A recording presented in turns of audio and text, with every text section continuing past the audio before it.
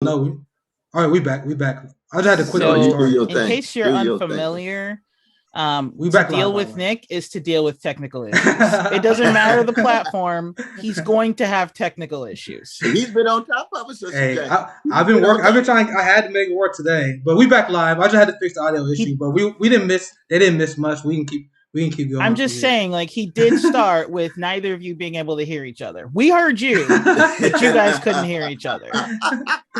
Hey, we gotta start somewhere, man. We working our way up. Eventually, we may have a nice studio. I might have a better setup, but we gotta do what we gotta do. We still gotta preach our truth. No matter I what. still personally think it's operator error because I use Zoom all the time. Never have this problem. Just saying.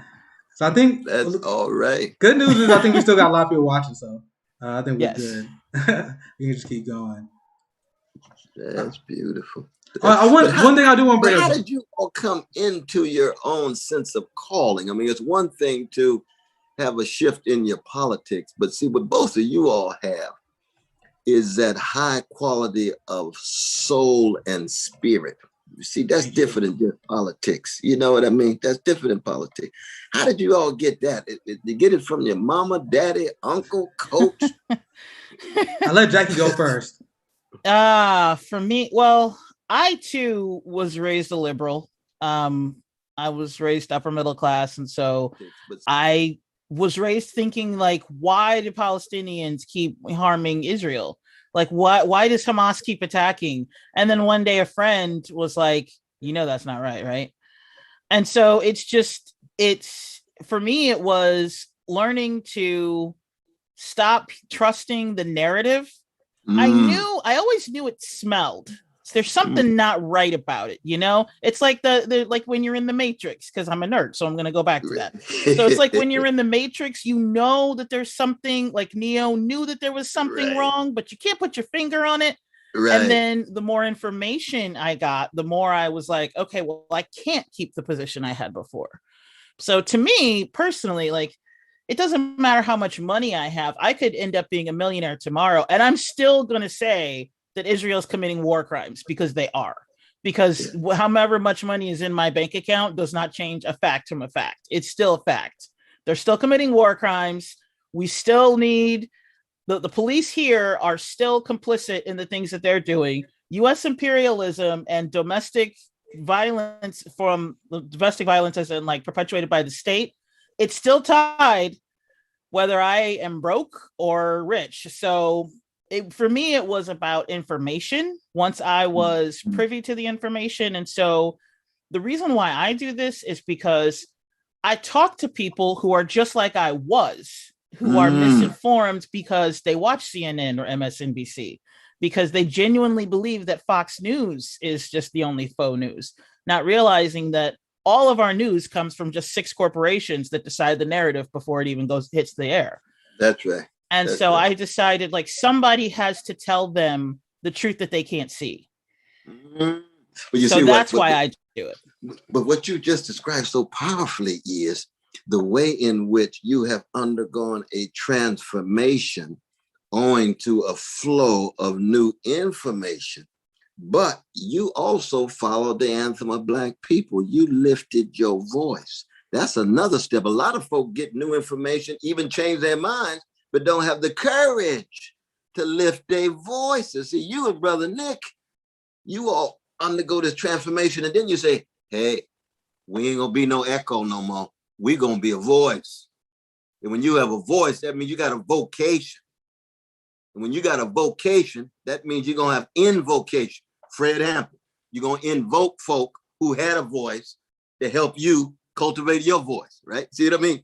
The way Aretha Franklin had to imitate Marion Williams until James Cleveland and others said, Aretha, we want to hear Aretha. We don't want to hear imitation of Marion. She said, oh, let me tell you what Aretha, I can let you know what Aretha sound like. Ooh, this is what Jackie sound like.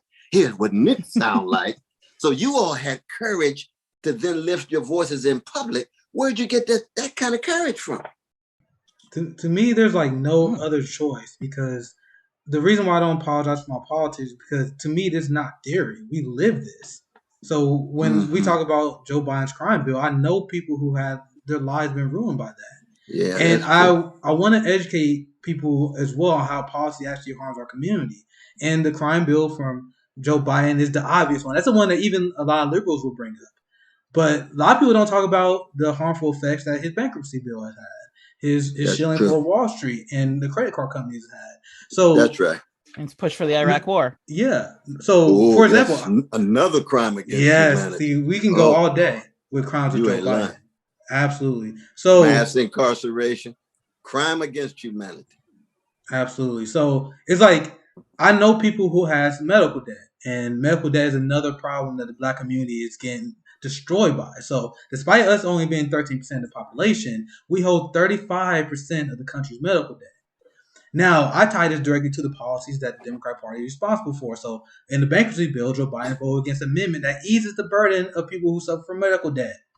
So, when I say that Joe Biden has done things, and when I say the Democratic Party has done things that not only harm my community, we brought the Iraq War as well. When I see 2.4 million Iraqis dead because of the foreign policy that Joe Biden and Anthony Blinken, advocated for, I don't know how people like. I actually can ask the opposite question. I don't know how people can stay silent because one thing that radicalized me, and this kind of goes into what you asked earlier, what led me to this point. I was in high school during the George Bush administration, and I seen the Iraq War, and I looked into that, and that was kind of what led to my radicalization. And I supported Barack Obama and the Democratic Party because I thought it was going to end the wars. So just like Jackie, like I always had an anti-establishment edge to me. I always had it. My dad never liked authority. That kind of like how I am. But the only problem is back then I would get misled. Then I listened to people like you who actually spoke about the crimes of the Democratic Party. I'm like, oh, I thought that they was the solution.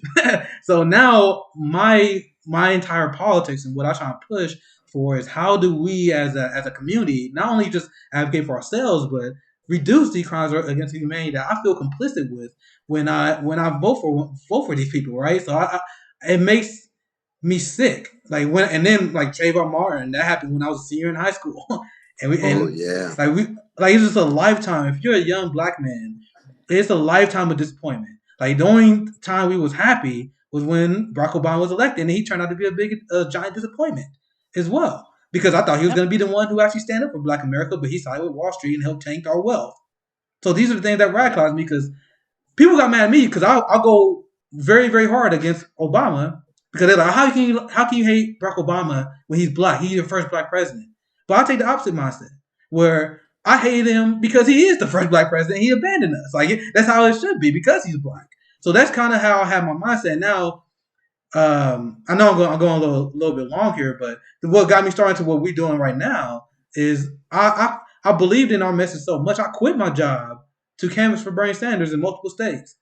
Because 2016 happened, I was done with the political system, and I was so despaired by what is happening. I was like, I can't not do anything about this. Because in 2016, when it was Bernie Sanders versus Hillary Clinton, and just to show you what my political bubble is like, when Hillary and Bernie Sanders was fighting, I didn't do anything in that race because I'll talk to people. I'm like, who you like? Bernie, Hillary, Bernie, Hillary, Bernie. So I put myself in, and this is what I learned. This is my problem because I was inexperienced. I was in like an echo chamber. Well, I was like, all right. I was like, bro, no one like Hillary Clinton. Like, who likes her? And you got Bernie Sanders who's supporting all the most popular policies. In 2016, I was like, bro, there's no way that Hillary could, because I was naive. I was like, there's no way that Hillary would be Bernie. So I didn't do anything. So in 2020 happened. I'm like, bro, there's no way. Bernie's old. There'd be a last chance. There's no way I can't do anything. So that's how I got started. And that's how I got my platform because it went viral at the time. I quit my job. I was like, y'all want to canvass for Bernie. And I started my YouTube page because I was sharing the stories of the black families I was talking to. So I went to South Carolina because I knew that would be a challenge, right? And it was because I knew we had a lot of black Southerners that we could talk to. So I went down there because when I talked to everyone I know, like my family, they're all like Bernie. Like it was super easy. So I'm like, I need to go somewhere where it's crucial for them to win. So that's how, to answer your question, I went pretty long, but that's how I got started because I would go talk to these people in South Carolina and I would share their stories. Like, yo, this family need healthcare. And the only reason he not supportive of Bernie is because he didn't know who they was. And I converted a lot of people at my time down there. And that's how I got started. I had my YouTube page where I would talk about like the issues that people was going through. And I was canvassing for Bernie, but I was using electoral politics. This is what I advocate for people to do now. use electoral politics as just an avenue to radicalize people. Because I was going to talking to people who never even discussed these issues, and I'm like, and I went to their door. I didn't have like a sales pitch. I simply said, "What do you think is going on in your life that the government is ignoring?" And by me asking them that question, I could tie it to almost any Bernie platform. So that's how I got started to answer your question, because I wanted to radicalize people and drag people to love, especially the black community. Because when I see the black community like vote in droves, at least the older black American, because Bernie won the U vote over Biden. When I see like black boomers side with Biden over someone who had the most pro-black policies, which I call Medicare for all, it hurts my soul. And I'm not got to do something to educate people. And that's why I do what I do. And that's why I'm passionate. That didn't answer your question in a very long-winded way. No, both of y'all answered though. But that's a Nick answer. I'll say this though. I'll say this to my brother Nick, sister Jackie, that both of you all are so humble and tend to underestimate the scope of your courage. Because when you say, well, there's no other option, I can't stay silent. Whole lot of folk get scared. I don't get it. And go to another option. Whole lot of folk remain silent, even when they get that new information, Sister Jackie. You know what I mean? So they may talk to you in private about, yeah, Sister Jackie, you know, I understand what you're saying now. I got duped by all of that neoliberal stuff, but I ain't going public. I ain't going to raise my voice. That's good. That's another step. So you all have a fire.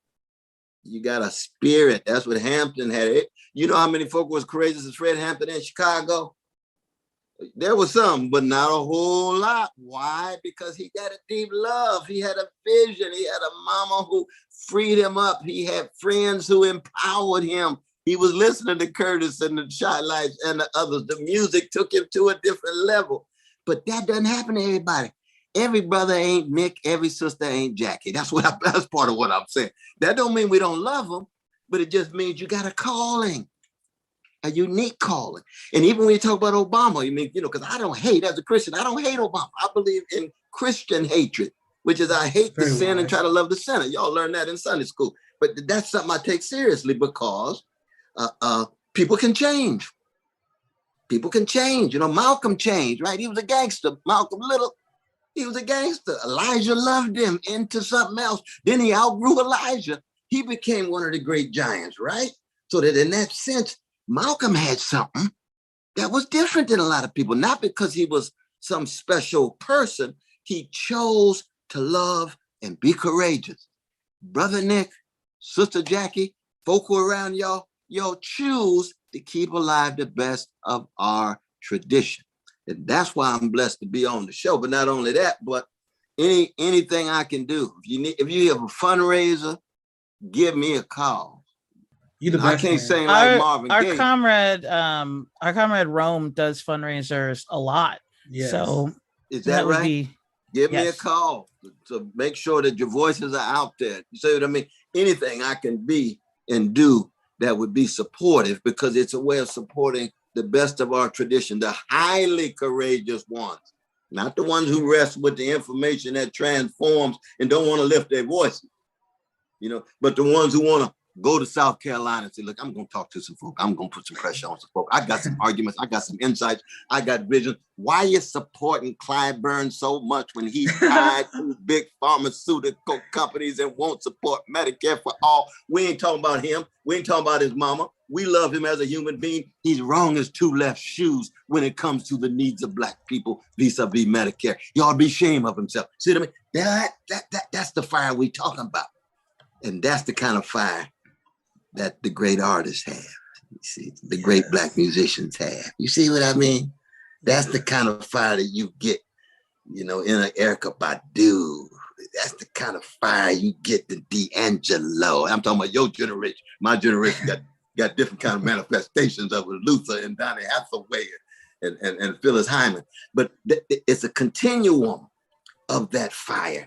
That's the fire that kept Black folk going in the midst of unbelievable dimness and grimness. That's why we got a joy that the world can never take away. Yes. And that's what is at work in your souls and on your shows. And that's a exactly beautiful That thing. may be the greatest compliment I've ever received. Yeah, in I my was about to say it life. doesn't get better than that. Doesn't get better than that. Thank you. Yes. Like that means so much because like it's through your wisdom is that we make our show, like through your messages. Like these are the kind of messages that we want to spread. And as we get bigger, like Jackie brought up Rome, right now we at a very early stage. I mean, we launched last month. But I talked to Rome, I talked to a lot of people. I want to continue to do what I did in a more mutual aid based way. So Rome he's an amazing comrade, another Fred Hampton leftist who's going around and actually putting work for the community, doing real mutual aid events, helping feeding the people. And I don't try to be negative because honestly, my position on the state of Black America in terms of electoral politics is really it's not good. It's really grim. But I do think we should do everything we can to help one each other and our neighbors and Absolutely. living as an anti-capitalist in an anti-capitalist way. So we in the very early stages of this project, but that's when I talk to Ron, CJ, Jack, and when we all talk about this kind of stuff, it's more than just a show and a podcast. It's about standing for important issues, standing in solidarity with Palestine, standing in solidarity with Julian Assange, standing with Latina, with Haitian immigrants and the immigrants at the border, and trying to do anything we can to help. I mean, we at very early stages. That's the key. If all we can do is educate, at least we open someone's eyes to something other than what MSNBC and CNN and Fox News are going to tell them. We show people that there is a narrative that these news organizations have, and it's a corporate driven one, and it's always going to be. Like if you watch the news, like I saw like on the ad that on the article that you posted earlier on this show, on the sidelines, it said Rachel Maddow has only mentioned Gaza 6 times. How much do you want to bet that she mentioned Moscow 6 times in one show? Absolutely. Spreading this propaganda about Russia doing everything. Hint, it's coming from inside the house. Yes, our elections are rigged, but they're rigged by us, not by outside forces. And if anybody is rigging outside elections, it's us. That's right. That's what we're doing in South America all the time. All the time. So it's overthrowing democratic regimes, undercutting progressive movements. Absolutely. But just always remember that no theory is kind to us that cheats us of seeing. And the aim of education is to broaden what you see. Keep track of what's happening in the hood, in mass incarceration, in the schools, who's receiving those drones when they dropped, and those bombs when they dropped. See their humanity. Keep track of what's happening in Gaza and West Bank and so forth. And we would say exactly the same thing if people were doing it to Jewish brothers and sisters, because they're human beings like anybody else. This is a moral and spiritual issue. If they putting Jews down in Russia, we are solidarity with our Jewish brothers and sisters. We're against oppression. If Israel's acting authoritarian and losing sight of humanity by precious Palestinians, we coming down just as hard. Why? Because we see, and most people don't want to see. You know what I mean? And then when they see, they got to feel. This is where the arts come in. This is where the music come in. A lot of people can see and get cynical. Oh, I see what's going on. Oh yeah, Nick and Jackie, they got the truth, but ain't nothing gonna change. That don't make no difference. Even the truth they got ain't gonna have no impact. So they got to feel something deeper and say, wait a minute. They are saying what they're saying because they feel the suffering of the people. It ain't just a seeing, you feel something. You see what I mean? And then in the end, you got to act. Some people can see and feel and still scared. And that is the history of the niggerization of Black people. When you niggerize the people, you teach them they're less beautiful, they're less moral, and they're less intelligent, and you keep them scared and intimidated and running around, kowtowing to the powers that be because they're fearful of being crushed. You remember that line of James Baldwin when he letter to his nephew? Don't, be afraid. Marcus Garvey had every rally, at main sign, the Negro is not afraid. He said, Mary Ellen Pleasant, who was a great Black woman who gave John Brown $800,000 in 1856. She married a white robber baron He dropped dead. So the black woman received all his money. She's in San Francisco. They got a park named after her. She gave John Brown $800,000. He had a note in his pocket when they executed him from Mary Ellen Pleasant. And what did that black sister say? She started every speech. I'd rather be a corpse than a coward. Wow. That's cold, ain't it? Yep. Rather be a corpse than a coward. Like Brother Martin used to always say, I'd rather be dead than afraid. She took it to a higher level before he was born. Yes. I'd rather be a corpse than a coward. That's where the seeing, feeling, and then acting, when you get all three of those together, shoot, you got a Jesus moment.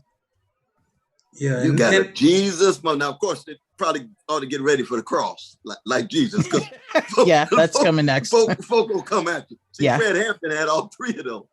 He saw clearly, he felt deeply, he acted courageously. Look at the great legacy that he left. And even the film that we had, we appreciate it, but it couldn't capture all of his genius and his power. But he got his son, Fred Hampton Jr., and the loved ones still understand his greatness in terms of spiritual and moral, bringing together the seeing, the feeling, and the acting. And he's not the only one. Every generation got Fred Hampton. Every generation got Erica Huggins. Every generation got Ida B. Wells, Harriet Tubman.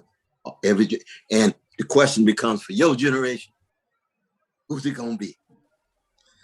Everybody can be a candidate. And any question what college you went through, any question of what degree you got, any question what kind of job you got, everybody can learn how to see more deeply, feel more deeply, act more courageously. Everybody got access to that too.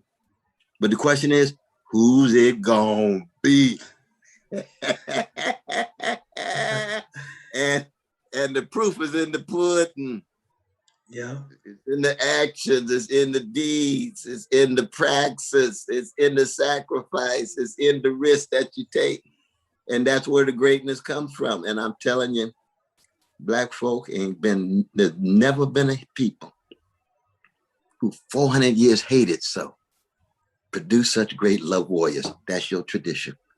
There's never been a people for 400 years who've been so terrorized every day of their lives and yet keep producing freedom fighters. There's never been a people who've been traumatized every day of their lives and yet produce wounded healers. All of us, the three of us, been wounded in all kind of ways. And we could run around wounding others because we wounded. No, we're gonna have a show, Nick and Jackie and Ron. We're gonna have a show. We're gonna create some insight. We're gonna create some analysis, vision. We're gonna create some deep hypersensitivity to serving of everybody. Palestinians, Tibet, Guatemalans, white brothers and sisters in Appalachia, Brazilians across the board. And then we're gonna raise our voices and act courageously and also have a good time. Yes. But see, with Black folk, you got to keep the style in it. Now, you got to keep the style in it, keep the humor in it, and be soulful. And soul is a sharing of a soothing sweetness against the backdrop of a dim catastrophe. That's what soulfulness is.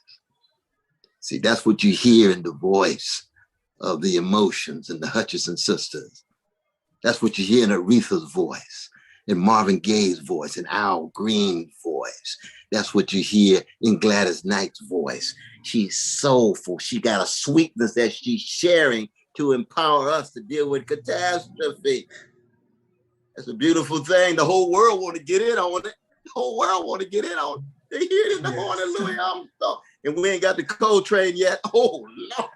Coltrane start blowing Love Supreme. Everybody want to get in on it. Well, you got to earn what goes into the sound.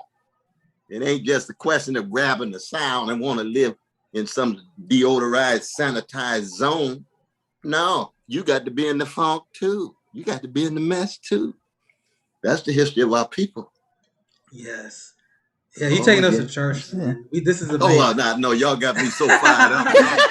This is amazing. When I'm with the real thing, we just go on to make it a church thing. You know what I mean? Yeah, this is incredible because you hit on so many points that I think is so important.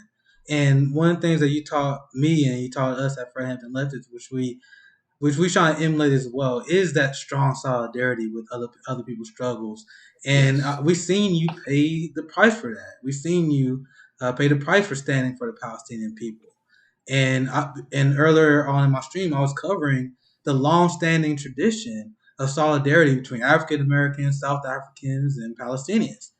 This is something that is decades old. You had Nelson Mandela speaking about this. You had the Black Panthers in the 60s. That's why we call ourselves Fred Hampton Leftists, because we stand for the Palestinian people, just like our revolutionary leaders have done.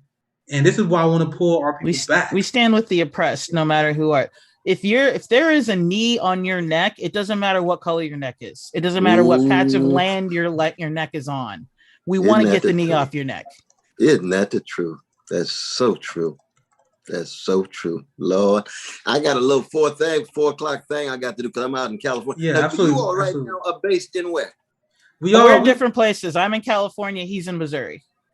Oh. Yeah, I think we got like 3 Midwestern, 2 West Coast, and JB. Wow. I think JB's in Florida. Yeah, East Coast. So 2 in Michigan, 2 in California, 1 in Missouri, 1 in Florida.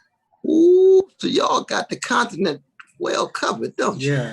A lot of different communities. And Roman traveling right now, all over the country, trying to preach his ideals as well. And that's what we're gonna love to do as we continue. That's why, like, we're gonna stay in contact now. Yeah. We're gonna stay in contact. You got my numbers and everything. Yeah, absolutely, man. Having you involved in this. But keep me in your thoughts, with Mom just passed. We just had a funeral a couple of days ago, and sorry about your loss. Yeah, part of her afterlife will forever be in my life. She's the greatest blessing. But 88 years is a long time, We were blessed to have her that long. And she's one of the great conductors on the love train, or the caravan of love that the Isaac brothers sing about.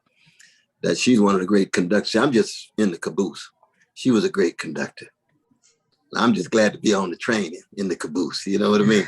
Because I got much more gangster in me than she ever did, but I'm working on it. Yeah. But I tell you, to be able to be part of that through family as well as community, and then the larger historical backdrop is a beautiful thing. But I love y'all. I respect y'all, and just thank you so much.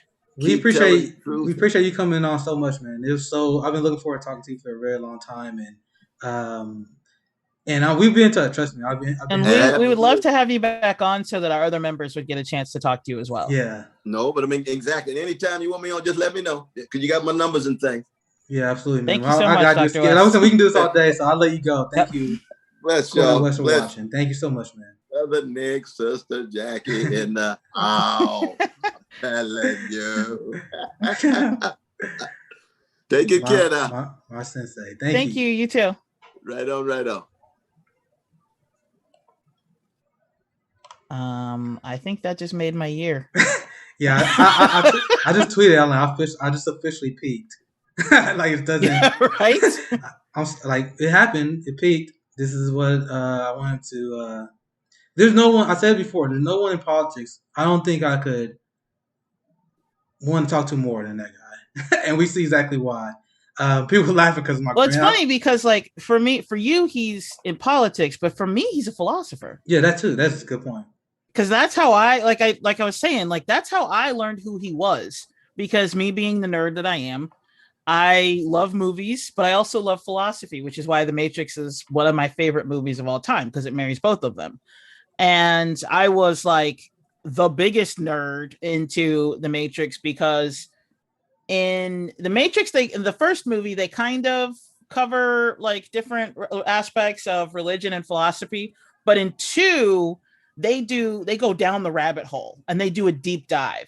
And who are the people at the table? Who are the council of elders? There's Ken Wilber and Cornel West. And I'm just like, oh my God, they're in the movie. And then I started reading their books. And then I was just like, so for me, I always see him as a professor and as a philosopher. And to me, he's been introduced to the political sphere, but I always see him as philosopher and intellectual first. And then, like, to me, he does like political commentary. So I don't even see him as like a politician, because he has far better morals than politicians. So yeah, because he actually covers so many topics. Like, he can talk about pop culture, history. He's a very well versed communicator. So you're right, not Yes. just politics. And then I actually, it's good to always discover someone. So it don't matter when you discover them. Mm-hmm. But I knew Cornel West way before the Bernie Sanders campaign. I think that's what a lot of people started to, at least on the left, started paying attention to him. But I Yes. talked to him before, but he played a giant role in radicalizing me against like Obama and had me thinking outside the box in a way. So, man, like I said, it doesn't get better than that. And I like we can talk all day with that guy. Like, we definitely gotta have him I back. Like, know. I'm still like still like wired up. I hope you guys enjoyed because I feel like that was giant. That was giant. He's about as amazing as we he expected too. just Because I could just watch him, I was just smiling. Like like he well, I just just reminded me of something. Like, it's okay, it's gonna sound weird, I might go off on a tangent, but he reminded me I gotta take of a break. Go ahead. when I was a little kid. I would I always wondered like what he said about artists and like pain. And I noticed that some of the people who are the most traumatized have some of the most beautiful art, be it in music, be it physical art, be, you know, the things, like he said, the things that we go to for joy tend to come out of pain. Like, there's a line in a Dave Matthews song that's funny the way it is, that says funny the way it is, your favorite song or someone's broken heart becomes your favorite song. And as a kid, I understood that oftentimes the best art came from pain.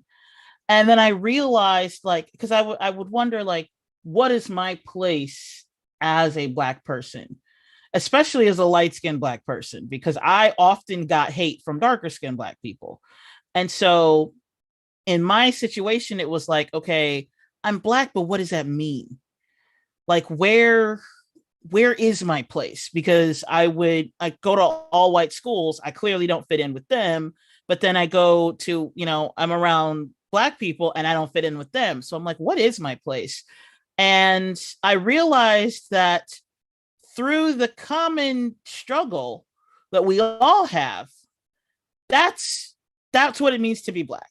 So it doesn't matter whether you're Ben Dixon or Candace Owens or Barack Obama or Jackie Poles. We're all Black, because every single one of us has been pulled over for a cop for no reason. Every single one of us has been racially profiled just walking down the street, like just, going to a store. Even though some of us might experience only microaggressions, some of us might experience the harsher side of racism, but every single one of us has experienced something. We look at it differently. We deal with it differently. But to me, it's like that. It's that ability, like he said, to transmute pain into something poetic. We can turn our pain into art. We can turn it into a theory or into thesis. We can basically transmute trauma into something that can help somebody else deal with their trauma. And that inspired me as a kid. And I forgot about that. Basically, it's one of those things that, like, you're like, yeah, it inspires you for a while, and then you kind of file it away and you don't think about it again. And so hearing him say that reminded me of that. And it reminded me that it's okay to be bold. It's okay to, when you have the truth on your side, don't worry about being accepted. Don't worry about how you're going to be accepted or how it's going to be received. Just tell your truth. And so that was really inspiring to me, because like what my show Nerdolytics, that's the Jackie part. That's the Jackie flavor. Because like I said, I'm a giant nerd. I watch movies. I love movies. I read books. I'm a big nerd, right? But I Yes, we love you also for but it. I also like politics. And so Nerdolytics is marrying the two. So if you want to talk about the MCU all day, but you still want to be able to talk about what happened in Gaza, that's like my niche, is marrying those two. That's what I do. I can take the everyday and show you the politics of it using Harry Potter or Star Wars or the MCU. or I can take an episode of, say, WandaVision and show you like current politics and how that relates. So like that, what he just said, like kind of reminded me what I'm doing and why I do what I do. And it kind of gave me permission to just be myself unapologetically. So I really appreciated that. So what did you get out of it, Nick? I mean, to put you on the spot. I mean, he just like I tell people when I like people just see me as like this bomb thrower on Twitter, and I maybe am. But when I talk to voters, like when I say I was talking to black people in South Carolina, I don't. I try to emulate Dr. Cornel West when I talk to voters. Like people think because they see my tweets, and it's very easy just to assume how someone is because we got a character limit. They just assume I'm just some guy yelling about to anyone about the Democratic Party and how we should all hate Obama. But Cornel West taught me how to like communicate with people on these issues. And when I was in South Carolina, one of the reasons why I had a high turnover rate, and the reason why I was able to convert many people to the left or to support Bernie Sanders was because I brought that same energy of like love and compassion that Dr. Cornel West has. So when I talk to people about politics and even when I talk to black conservatives, you know how Cornel West says he talks to a lot of these black people about love. And I told a story on my show a long time ago how I talked to a black conservative in South Carolina and he started out hostile, and then near the end, he was like, "Yeah, I kind of actually like your politics because I didn't initially like attack them like the way people I think like would assume I would if you just follow my Twitter feed." I was like, "Okay, let me understand what's going on with you and unpack it." And just to make it a very long story short, most of his argument was he like, I'm a black Republican, and that because Democrat, he's like really religious too. He's like Democratic Party, they don't believe in the family unit, and they're the reason why we got black single mothers because Democratic Party politics. So I literally broke it down like this to him. I'm like, bro, so I think like family values and the strength of the black family is very important too. You know what will be the best way to ensure that we have a strong family unit is if you have a father who makes a living wage and can come home instead of working 60, 70 hours a week and see his kids.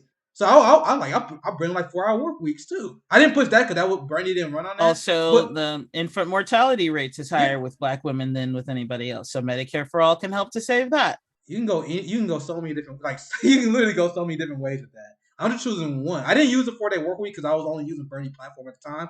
But if I talk to him now, I'll bring a 4-day work week. I'm like, bro, you say you for family values. You upset because black man not there for his kids. The best way for a black man to be there for his kids is if he had more time for his kids. So he had a living wage. He can provide for his kids, provide education, provide healthcare. And I broke it down like that to him. And dude, he was actually more reasonable than you think. Like if the liberal mind would see that guy and like, all right, that's a Candace Owens, fuck that guy. But I talked to this dude. I'm like, bro, you want a successful black family, right? Yeah. So healthcare, education. I'm like, that's how you do it. You're like, yeah, that kind of makes sense. And then at the end, he didn't say he was gonna work with Bernie, but he said, yeah, I definitely sympathize to your politics. And he started out hostile, like, hell, he like, I said, he started Bernie, like, he like, you're a Democrat. And South Carolina got a lot of black conservatives too, guys. I learned that when I was down there. Yeah. He was like, you're a black Democrat, and he went from that, and he was like, and then we was like literally shaking hands, like, yeah, man, good talk to you, bro. That's how you do it. I did because I told you like Cornel West does. There's that theory that like it may take 3 times for someone to change their mind. The first time they need to be exposed. The second time they're picking up information and they're starting to question. And then the third time that they're exposed, they can actually accept it and they can actually change their mind. So perhaps you were the first time, and then somebody else like me could be the second time. And then the third time could just be the news. When they see like that woman on the news, when MSNBC, when they asked her who she was voting for, and she said she was undecided, but she voted for Bernie. And they said, why? And she said, because I don't know what it is about him, but you guys have pushed against him so hard. I knew he had to be doing something right. So yeah, I remember that. People like that, So and the thing is, they don't even see it until the seed is planted. Like that's how it was for me. Once I realized how bad the corporate media was, I literally could not unsee it. So once you like put that first seed in, you plant that first seed, and then they're like, yeah, what? The corporate media is bullshit. Then they start seeing it more. So that's a great point. Well, you know what? For me, learning, okay. So when I was a kid, and I would see the news, my parents are, boomers, so they would watch the news every single night. Like Ted Koppel, blah blah blah, right? And of course, local news. And I would say, why do you watch that? And they're like, we have to know what's going on. And I'm like, with my mom, I felt like the news only served to make her terrified. Yeah, that's This exactly what did my woman family. would have like a fence and like a security system, and you have to lock all the doors. Like if you literally open the door to the garage, an alarm would go off. And I'm like, it's the garage. So like Don't she get me got started on more that. and more paranoid. I'm like, it's because you're watching corporate media. When I was a kid, I knew the media had an agenda because I like as a little kid, I was watching the Cosby Show. The Cosby Show was on back then, right? And because I'm the same age as Rudy, and the Cosby Show was closer to my reality than any other representation of blacks that I saw on TV. Because if you look at the news, you saw blacks being accused of rape and murder and all these things, right? But then if you watch the Cosby Show, you saw a normal black family like mine. And I was the youngest, just like Rudy. Like I said, I was the same age. So for me, Rudy was my representation. But then I would look at the news and I would see that. And I was like, what are the odds that Black people and Latinos are really that violent? What are the odds that it's just the news choosing to cover us? Because we're only 12, because my dad used to tell me all the time, we're only 12% of the population. There's no way we can commit as many crimes as white people. We don't have the numbers. Literally all of us would have to commit crimes, and we still, like literally all of us would have to commit crimes, and almost no white people would have to commit crimes for the numbers to be even. And so knowing that and then watching the news, but only seeing blacks and browns being accused of things, but then anytime there was a celebratory moment, it was always a white person. I was like, there is definitely an agenda. So I never trusted the news just ever in general, because I saw as a little kid, I was like, this is bullshit. Yeah, don't get me It's started. just the Like me numbers and my don't work. me and my brother talk about this all the time. Actually, like it actually really really pisses me off how much the news turned so many people in my family into like super paranoid, Mm-hmm. super. I wouldn't use the word cowardly, but it's kind of close because Well, they see because nothing. it's But nothing but fear mongering. yeah, Every single night on the news, what you're told is your neighbors are trying to kill you. The government's trying to save you, but you won't let them. And then your neighbors are trying to kill you. Here's some other frightening thing that's coming up. And it's just every segment is just it's amplified and amplified and amplified. And it if you watch that every day, it gets into your psyche. You know, like the people who produce news programs, they go to the same schools and learn the same lessons as the people who produce marketing campaigns. It's advertising essentially. It's they're selling an agenda, even if they don't necessarily, even if the people who are like the anchors, they may not necessarily be aware of the agenda that they're pushing, because to them they're just reading words. They're just reading what the teleprompter says. And the people who craft the words may not be aware of the agenda that they're helping to push, because all they know is I have a set amount of parameters. I have to make the story seem interesting, and I have to put it in a way that Dan Rather can read it in his tone of voice. So they're doing their jobs. Everybody's just doing their jobs. But do you know who was also just doing their jobs? The Nazis. Most Nazis were just doing their jobs. It's only the people at the top that were the ones saying gas people and do this and do that. Everybody else was just doing what they were told. So we got to break out of that just doing what you're told. We've got to, because especially in the United States, you can't have ignorance is not an excuse.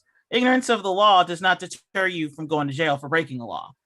And if your boss tells you to do something that's illegal and you do it because you didn't want to risk getting fired, and you end up not getting fired but end up getting arrested, you will still go to jail because you broke the law, even though your boss ordered you to. So we have to get out of this mindset, this mindset that is largely implanted by the corporate media. They want you just smart enough to do exactly what they tell you so that they can keep the machine rolling. But as Professor Wolf always said, he says it numerous times, capitalism is designed to fail. So it's going to fail anyway. So we're doing this for nothing. Like it fails every 4 to 7 years, like clockwork, because capitalism is not sustainable.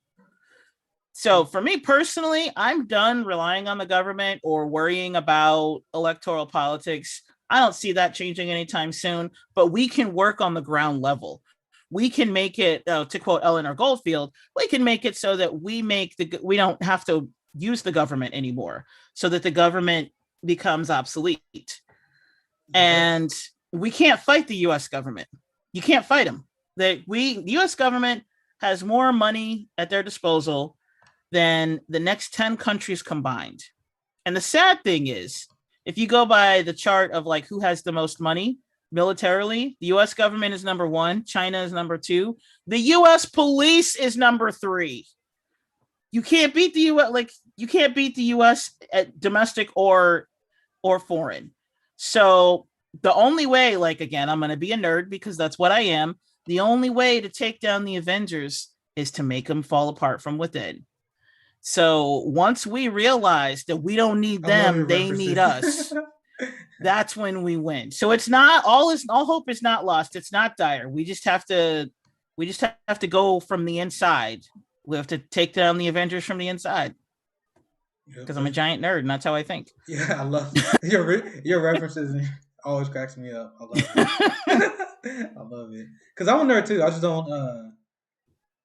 I'm not good doing the analysis as far as you are. I just see it I'm like, oh, that's kind of bullshit. I can see what they're doing there. It's like me. I'm like, oh, I think that's kind of a pro-war propaganda there. I can see that, but other than do cultural critiques, not my thing. Whenever, because I'm talking to, I want to get Bruce Riley on my show, and we do that episode. Okay, you gotta have you on. I was gonna say, if you don't, I will. So I won't fly to Missouri because I can't stand that state, and I'm not even gonna fly over it. But you know what I will do? I will give you a plane ticket so I can bring you out here, so I can put my foot up your ass myself personally. So, like Brother West said, there's some things I need to work on. But if you try to have Boots Riley on here without me, well, so I have to have you on there. More work will be needed. So. My other podcast, Cinematic Adventures, I did the show on his movie Sorry to Bother You, which was my introduction to Lakeith Stanfield. Everybody else knows him from Knives Out, but I know him from Sorry to Bother You. Yeah, I need to catch up on all his movies. I was talking to one of the people that know him. And he's like, you probably should watch the movies. I was like, yeah. Did you know that he was also he also does does music, right? And he has a band that had Tom Morello from Rage Against the Machine in it.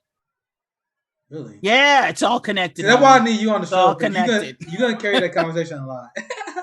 I can't wait to talk to him about communism and stuff, but you're gonna carry that interview. You pretty much gonna be the host. I'll just be here at the guy on the show. I was gonna say that sounds like a Nerdolytics type of episode. So maybe it should be the other way around. Yeah, with guests, Boots and Nick, I'll be like the co-host, the special co-host episode. But this I'm literally exhausted. I was about to sign off a long time ago, but when Cornel West, I literally thought some people saw it while it happened live, but when he called me, I thought that was someone fucking with me. I didn't because I didn't have his number saved. I just gave him my number. So the people who was here for a while saw. I answered the phone, and he was like, "Hey, this." Yeah, I saw you. I literally thought that was someone doing an impression. I'm like, dude, this one dude fucking with me because they know I'm live or something. But then he's like, "Nah, this for real, man." I'm like, "What?" So I was about to log off a long time ago, but that literally gave me another energy boost to do another hour and a half. But I think we had a pretty good show.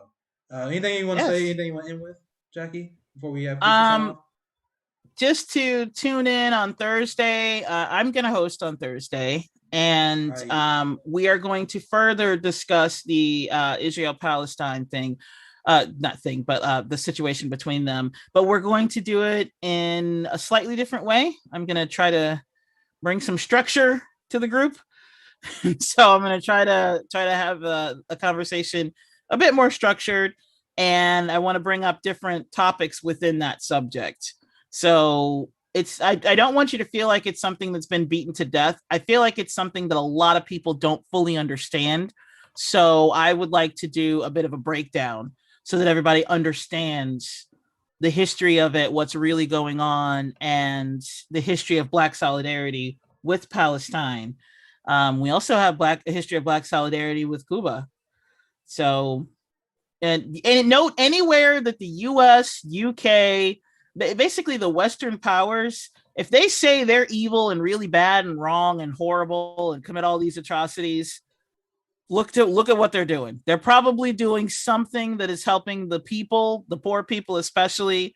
Something they're pushing out imperialist, and that's why they're so hated. We still sanction Cuba to this day because how dare they teach literally everybody how to read. They have a literacy rate that we don't even think is possible in the United States.